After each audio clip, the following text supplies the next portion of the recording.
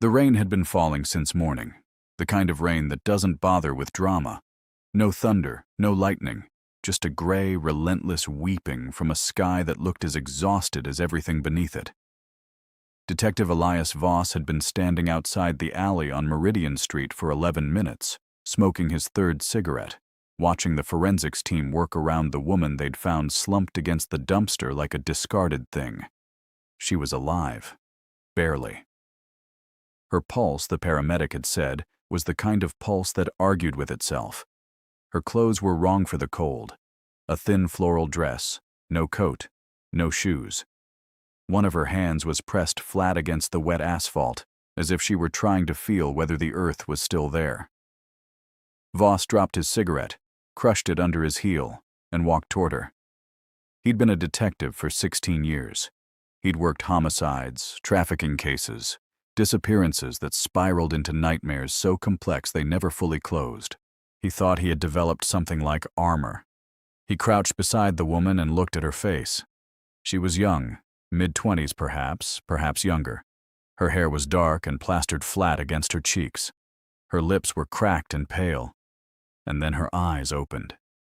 They were brown, deep brown, the color of old wood, and they didn't look frightened. They looked something far worse than frightened. They looked decided. She looked at him the way a person looks at the last door they will ever walk through. And she opened her mouth, and what came out was not a scream, not a plea, not a name. What came out was a whisper so soft he had to lean forward, so close he could feel the cold radiating from her skin. "Kill me," she whispered. Voss did not move. He held her gaze for a long, suspended moment in which the rain fell and the forensics team moved, and the world continued its indifferent turning. He had heard many things in many alleys. He had never heard anything that hit him like that. Not because it was the strangest request, he had heard strange, but because of how calm she was when she said it. As if she had thought it through. As if she had arrived after great deliberation at the only logical conclusion. He did not kill her. He rode with her in the ambulance, which was not protocol, and he sat beside her gurney in the emergency corridor for 3 hours, while the hospital staff stabilized her blood pressure and treated what the attending physician called significant blunt force trauma to the ribs and left shoulder. He was told she had not spoken again. He was told her identity was unknown. No ID, no phone, no jewelry, nothing that pointed anywhere. She was entered into the system as Jane Doe, Meridian Street, 11:40 p.m. Voss went home at 2 a.m. and did not sleep. He sat at his kitchen table with a glass of water he didn't drink and thought about the way her eyes had looked. Not traumatized, not broken in the ordinary sense. There was something coherent in them, something that had survived, and that survival seemed to be the thing causing her pain. He was back at the hospital by 7 a.m. She was awake. A nurse had propped her up slightly against a thin pillow, and she was staring at the ceiling with the expression of someone who had woken up and found the world still there, which was, apparently, the bad news. Voss pulled a chair to the side of the bed and sat without speaking. He had learned, a long time ago, that silence was often the best opening. People filled silence. They couldn't help it. She didn't fill it. She let it sit between them like furniture. Several minutes passed. Then she turned her head and looked at him, and some fragment of recognition moved through her expression. Not of him specifically, but of what he was, what he represented. "You were in the alley," she said. Her voice was low and rough, scraped clean of softness. "Yes," he said. She looked back at the ceiling. "You didn't do it." "No." "Why not?" It wasn't really a question. It was the sound of someone who already knew the answer and found it disappointing. "Because you're going to tell me something first," Voss said. It was a gamble. He wasn't certain it would work. But she closed her eyes, and something shifted in her jaw, a tightening, a decision being made, and she said very quietly, You have no idea what I'm going to tell you." Her name, she eventually told him, was Sarah. Not Serafina, not Sarah, just Sarah, as if she had long ago edited herself down to the minimum. She had no last name she would give. She had no address, no workplace, no emergency contact, no one she would allow him to call. When the social worker came in, she went completely silent and watched the woman with an alertness that looked more like threat assessment than anxiety. Voss sent the social worker away. He came back alone, and she relaxed by a degree. It was on the second day that he made his mistake. Or more accurately, it was on the second day that the shape of the truth began to emerge, the way a coastline emerges from fog. Gradually, then all at once, in a form more terrifying than you had imagined. A nurse had been adjusting Sarah's IV line and had, in the process, shifted the hem of her thin hospital gown upward along her left thigh. Sarah had gone rigid immediately, a full-body flinch, a sound in her throat she suppressed before it became anything, and she had yanked the fabric back down with both hands. The nurse had apologized, baffled. Voss had been standing by the window and he had seen everything. He had seen the edge of something on her inner thigh before the gown came back down. Something that was not a scar in the accidental sense. It had geometry. It had deliberateness. It was dark against her pale skin, and it was only partially visible, but what he had seen was enough to make the base of his skull go cold. He said nothing that day. He thought about it through the night. He thought about the kinds of marks that were burned into flesh on purpose. He thought about the organizations that did such things, and the reasons, and the worlds that existed beneath the surface of the visible world, running on different rules and different currencies. By the third morning, he had built a theory he did not want to have built. He came back to her room and he sat down, and he looked at her, and he said, as gently as he knew how to say anything, "I need to see your leg, Sarah." She went still as stone. The room felt smaller. "No," she said. "I think what's on your leg is the reason you were in that alley," he said. "I think it's the reason you said what you said to me." She looked at him for a long time. Something ancient moved through her eyes. Something that had given up on hope so long ago it no longer recognized the taste of it. Then slowly, with the deliberate control of a person who had survived by never letting anything happen to her that she didn't first choose, she reached down and lifted the hem of the gown. And Elias Voss, who had seen terrible things in 16 years of terrible work, looked at what was branded into her flesh and felt the world rearrange itself around him. The mark was a circle roughly 3 inches in diameter, burned with precision that no amateur hand could have managed. Inside the circle was a series of symbols, not letters in any alphabet Voss immediately recognized, but arranged with the logic of language, the spacing of meaning. At the center of the symbols was a number, 07. He photographed it, with her permission, her eyes turned toward the wall as he did. He sent the image to 3 people, his forensic specialist, a professor of semiotics at the City University with whom he had worked twice before, and a contact in federal organized crime who owed him more than one favor. He sat with the responses for an afternoon. The forensic specialist confirmed what he already suspected. The brand was old, at minimum 3 to 4 years, applied with a professional-grade cauterizing tool, not an improvised instrument. Whoever had done it before. Possibly many times. The semiotics professor responded with a message that was longer than Voss expected and unsettled him more than the photograph had. She said the symbols bore structural resemblance to a modified cipher she had encountered once before, embedded in documents recovered from a trafficking network that had operated across 4 countries before its partial dismantlement 6 years ago. Partial, she emphasized. The federal contact did not respond for 24 hours.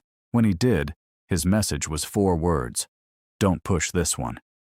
Voss had received warnings before. He had ignored them before. This time he sat with the 4 words and felt something he was not accustomed to feeling. Genuine uncertainty about whether his instinct to push forward was courage or recklessness. Then he went back to the hospital. Sarah was sitting up in bed, eating, for the first time. a container of orange jello she was consuming with the mechanical focus of someone fulfilling a biological obligation rather than experiencing pleasure. She looked at him when he came in, and there was something different in her expression, a slight shift, almost imperceptible. She had been thinking. She had made a decision. He could see the shape of it before she spoke. "Sit down," she said. He sat.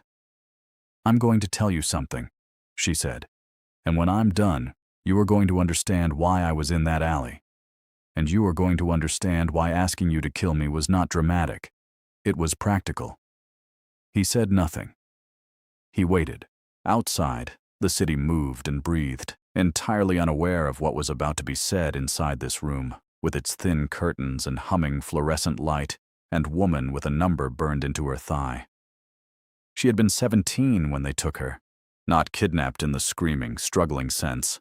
That was the part that had taken her the longest to understand, and the understanding had not made her feel better, only more implicated in her own destruction. She had been recruited.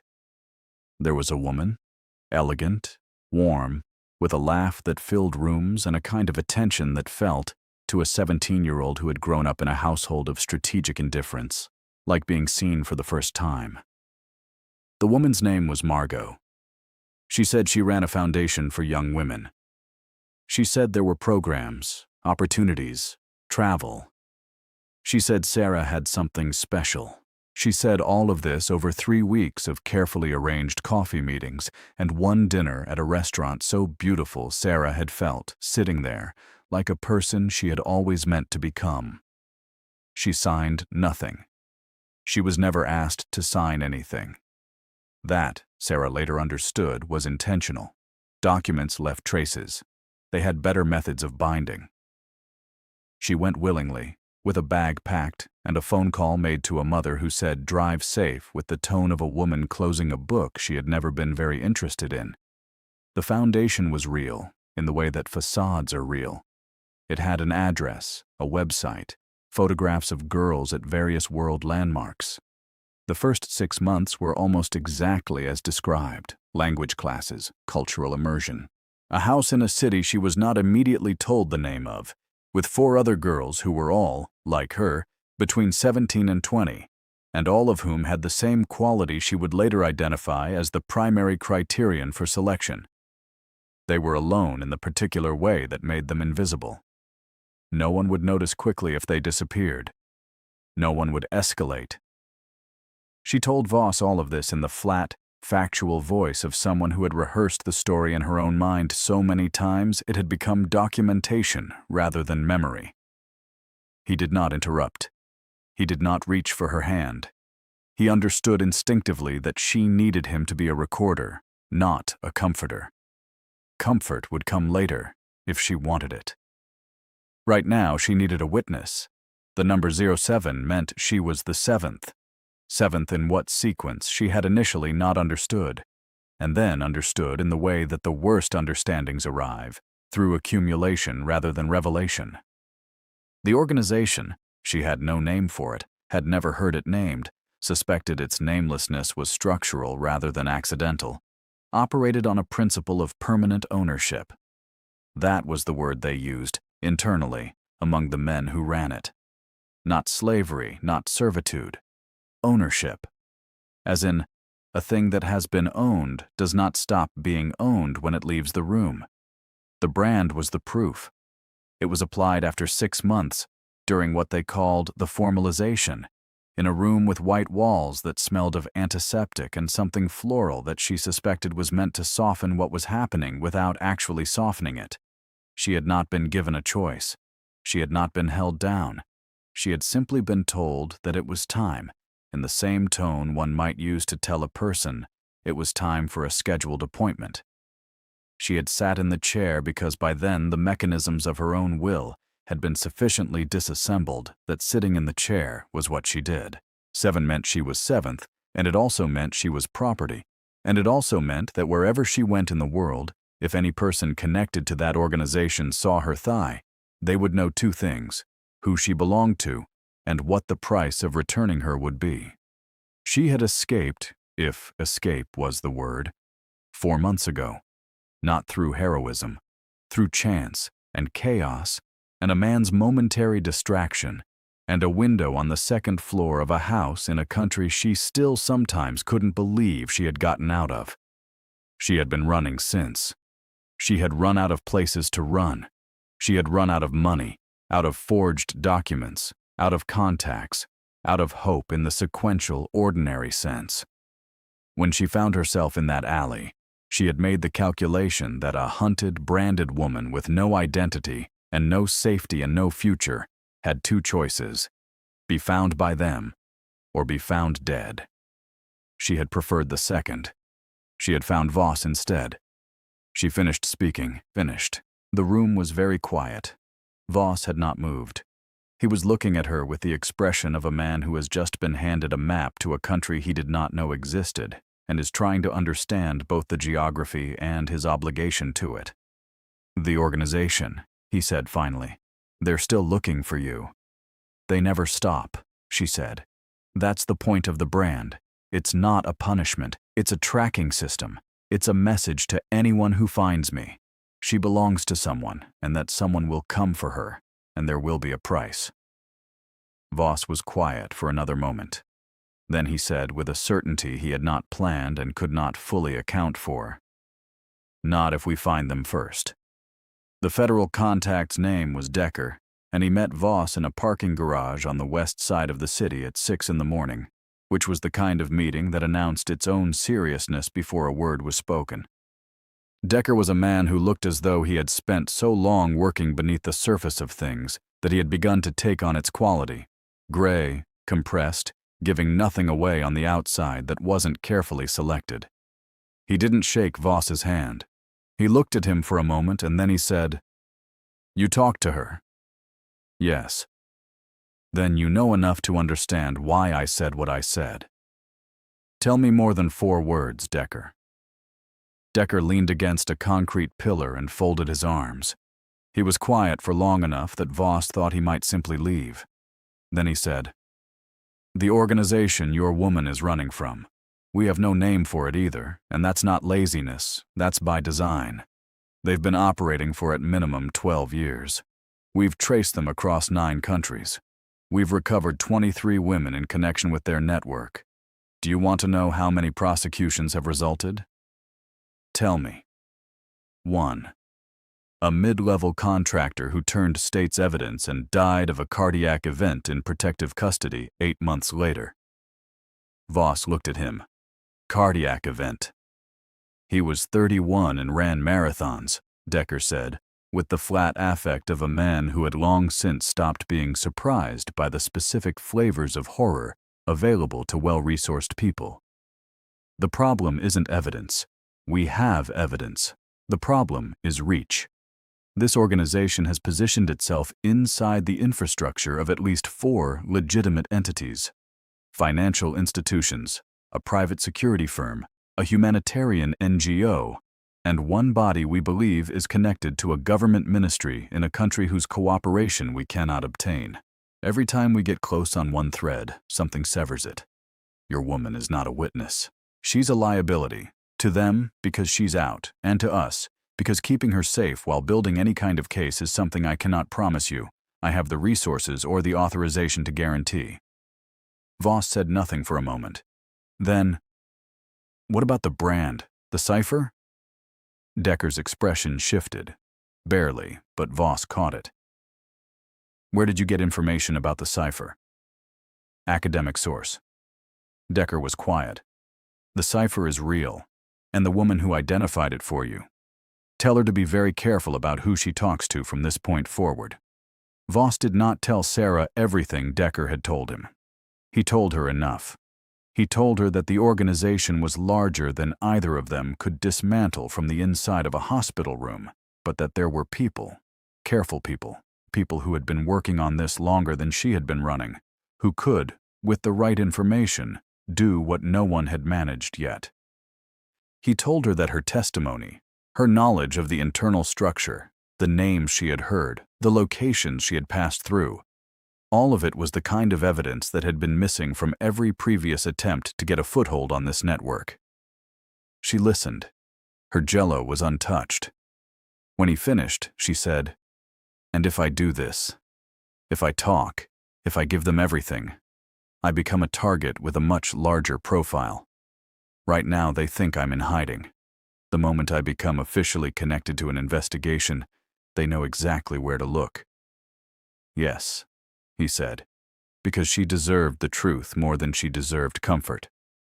"So you're asking me," she said slowly, "to trade a slow, hunted death for a faster, more visible one. I'm asking you to trade running alone for running with people who have infrastructure." "Infrastructure," she repeated. The word sounded hollow in her mouth. They had infrastructure too. He didn't have an answer for that. He knew she was right. He knew the argument he was making required her to trust a system that had already failed 23 women, possibly more. He knew the honesty of the request was also its weakness. She looked at him for a long time. There was something happening in her expression that he couldn't quite read. A calculation more complex than what words usually gestured at. She had survived not by trusting people, but by reading them, and she was reading him now, running every instrument she had over the surface of who he was and what he was offering and whether those two things aligned. "You're not doing this because it's protocol," she said. He didn't answer. He didn't need to. "You're doing this because of what you saw," she said. "The brand, what it means. Who does something like that? You're angry." "Yes," he said quietly. "Good," she said. "Angry is useful. Just make sure you're angry at the right people and not at me when I tell you things that are hard to hear." He nodded. "Starting tomorrow," she said, "I'll tell you everything. Every name I heard, every room, every face, every city, every cipher I watched them use to move money and move people." She paused. "And in exchange, not for protection, I'm not naive enough to ask for that. In exchange, you stay honest with me. You don't manage me. If something goes wrong, you tell me first, not last." "Deal," he said. "And if I die," she said, with the same matter-of-fact clarity with which she had first whispered in the alley, "make sure they can't use my death to bury the case.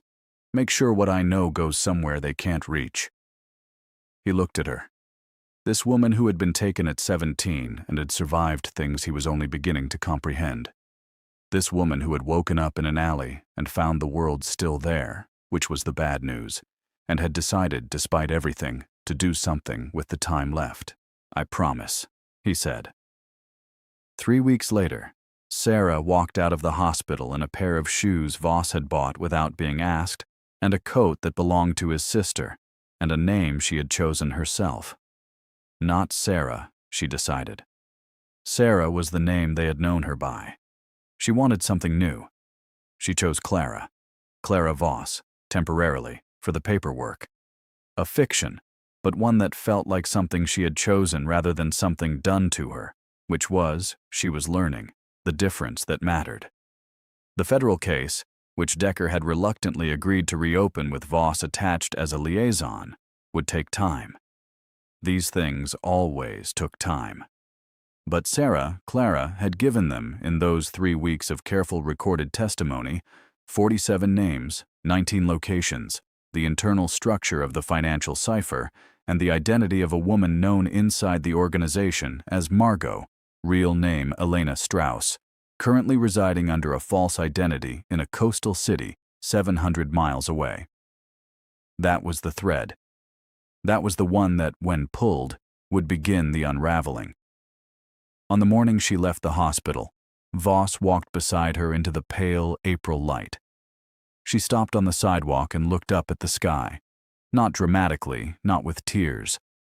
Just looked at it, with the focused attention of someone cataloging a thing they had not been certain they would see again. He stood beside her and let her look. She had said in one of their sessions that the hardest part of surviving was not the fear. Fear was at least energetic, at least alive. It was the way the future had been amputated. The way she had stopped being able to imagine anything ahead of her, because the machinery for imagining had rusted shut. She said she was trying to oil it again. She said some days she could see further than others. He understood. He had his own rust, his own narrowed horizons. This case had already begun to widen his in ways he couldn't entirely articulate. There was something about bearing witness to a person reconstructing the basic apparatus of hope that made his own feel less like weakness and more like work, like something you showed up for daily, without guarantees. "What are you thinking?" he asked. She was quiet for a moment. Then she said, "I'm thinking about what I want to eat. Not for any reason except that I want it." She turned and looked at him. There was still something guarded in her eyes. There would be, he suspected, for a long time. Maybe always. But behind the guard there was something else now. Something small and persistent that he recognized because he'd felt it himself at the end of very long cases, when the darkness had been so complete that any light felt accidental. She was thinking about breakfast. She was thinking about what she wanted. She was thinking forward. He nodded. "I know a place," he said. They walked. The city moved around them, indifferent and enormous and full of its ordinary cruelties and its ordinary graces. She walked with her chin level and her hands loose at her sides, and the brand on her thigh was still there, would always be there. But it meant something different now. It was not ownership. It was evidence. It was the thing that would bring them down. She had decided to live. And in doing so, she had become the most dangerous thing an organization built on silence could ever face. A witness who was no longer afraid to be found.